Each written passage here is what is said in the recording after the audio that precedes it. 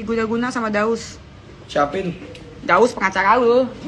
Pengacara gue, abang lu. Jadi klarifikasi, Jindan tuh bukan dukun, bukan kan? Mana dukun gue itu? Sekarang aja. Sekarang aja. Jindan itu. Halo Sobat Fakta, Bang Pin ketemu lagi dengan Bang Pin yang terus mengabarkan fakta viral seputar selebritas tanah air yang terus saja bikin berita. Dan dengan berita mereka tetap eksis di ranah media. Kemesraan antara Jindan dengan pengacaranya yaitu Firdaus Oiwobo akhirnya harus berlalu. Memang di dunia ini, apalagi zaman sekarang, semuanya mudah berlalu. Tidak ada kepastian. Yang dulunya teman, kini jadi lawan. Yang dulunya lawan, kini jadi teman. Jindan yang diajak ke podcast Dr. Richard Lee dan ke Dennis Karista oleh pengacaranya Firdaus Oiwobo, kali ini malah menentang Firdaus Oiwobo. Padahal sebelumnya Jindan melalui pengacaranya itu akan melaporkan Dr. Richard dan bahkan sudah membuat laporan kepolisian untuk Dr. Richard Lee karena dianggap melecehkan Jindan yang waktu itu takut dengan jarum suntik. Namun sekarang Jindan tidak mengakui sang pengacara. Maka pengacara ini ngenes guys karena ditinggal sendiri.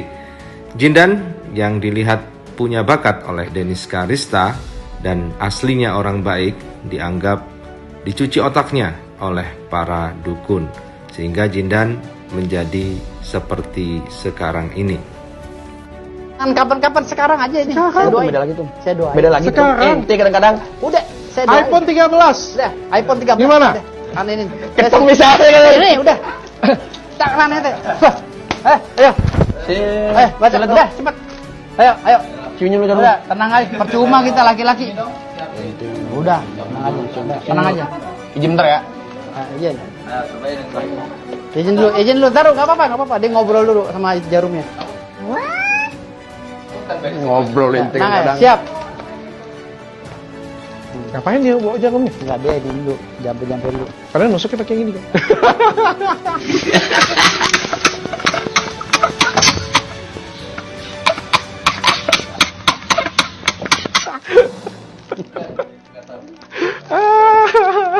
Ya kan membuktikan kesaktian supaya aku bisa tahu juga bahwa benar ada dukun yang sakti. Tapi kalau gurunya dia yang mau diundang, Haji Ridwan, semua dilalap. Semua dilalap. Semua. Dokter gini aja dah, tembak-tembakan aja yuk. Saya tembak dulu satu. Saya tembak saya? Enggak. Matilah saya. Enggak, tenang aja. Enggak mau saya. Kalau itu Kalau nyawa dia saya dengar mahal. dulu. Cari debus yang memakai jarum itu. Video. Oke, artinya nggak bisa. Bukan nggak bisa. Jadi Tapi nanti. tapi bohong. Ya begitulah dunia media sosial. Seperti hukum rimba. Siapa yang menguntungkan dia akan diambil. Yang kuat memakan yang lemah. Dennis kali ini melihat potensi dari Jindan. Jindan diangkat dan dijadikan teman kolaborasi untuk sebuah lagunya yang sudah ditayangkan di channel YouTube-nya. Sementara Firdaus makin marah dan makin jengkel karena nampaknya dia ditinggal sedikit dengan para dukun yang tidak populer dan sementara ini punya stigma negatif dari masyarakat. Kasus ini mungkin akan segera berlalu dan Jindan sudah mendapatkan tempatnya di dunia entertainment. Indonesia ada pasal bahwasannya tidak boleh menggunakan senjata api. Mungkin bisa diganti tantangan. Ambil pasal 5. Ambil 5 aja kita. Ambil 5 aja. Kesepakatan gimana? Kalau kesepakatannya tantangan. Hukum 5. Hukum 3, Bu. Jauh dari Indonesia. Tanda tangan disaksikan presiden. Jangan tanggung-tanggung. Tanda tangan disaksikan presiden, kalau ada yang mati ya udah. Cagar budaya lo ini. Kan kita mempertahankan budaya. Budaya yang untuk negara lain. Ya. Sampai diambil oleh negara lain. Kita bangga jadi orang Indonesia. Orang Indonesia sakti-sakti. Jadi Marcel gak usah berbelit, gak usah alasan pakai pasal-pasal. Kalau sudah bikin pernyataan tidak akan.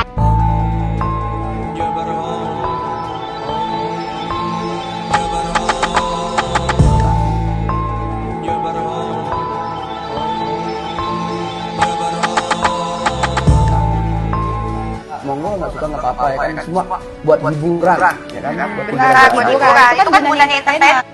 suka monggo, nggak suka nggak apa-apa ya kan, semua buat hiburan ya kan, Buat hiburan. Itu kan gunanya entertainment. Menghibur netizen. Titik-titik ya kan, settingan Gue sih enggak. Gue sih enggak. Dijalani Saya sih dari awal nggak mau laporin Richard Lee. Dan saya udah bilang sama dia. Tapi dia mendesak saya. Richard Lee juga. Nah gimana nih? Maksudnya lapor Richard Lee berarti tetap dijalani Saya juga? sih dari awal nggak mau laporin Richard Lee. Dan saya udah bilang sama dia. Tapi dia mendesak saya, rekamannya ada kok. Dia akan menurunkan Habib untuk gempur Richard Lee dan si sulap merah. Ada rekamannya sama saya semua. Boleh dibuktikan. Gitu loh. Lah makin kesini kita disuruh diam gitu. Nggak bisa kita juga diam, orang ini agendanya agenda dukun kok. Gak ada cerita-cerita kalau masalah dia dapat rezeki sekarang mau membenahi diri atau membersihkan nama, ya mohon maaf, kamu salah, karena ini orang lagi di peran dukun. Ini masalah dukun gitu. Kamu ngapain nyelip ke sini? Lantas kamu mau cuci tangan, kamu bilang bukan dukun. Kamu dukun. Kalau kamu bukan dukun, saya usir dari awal. Seorang keras. Saya usir walaupun dia tuh muridnya Ridwan, Haji Ridwan. Saya usir. Karena temanya dukun gitu. Dan saya mau jadi pengacaranya para dukun ini karena Haji Ridwan menggaranti bahwa dia juga dukun gitu.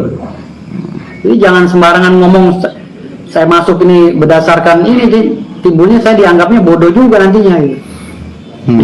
Gitu. Firdaus untuk melaporkan Richard Lee juga. Nah aku cerdas dan kaya raya gitu loh, punya aset ratusan miliar. Kamu nggak pernah mimpi kan? Oh my god, wow. Dan yang terpenting, kalian harus percaya sama dukun. Kayak kamu tuh nggak pernah punya rencana punya suami ganteng kayak aku, cerdas dan kaya raya gitu loh, punya aset ratusan miliar. Kamu nggak pernah mimpi kan? Oh my god, wow. Dan yang terpenting, kalian harus percaya sama dukun.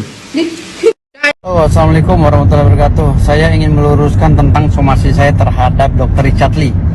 Dr. Richard Lee akhirnya menjawab dan dia bilang, saya tidak bicara begitu, saya bicaranya dari Sulaiman dan lain-lain.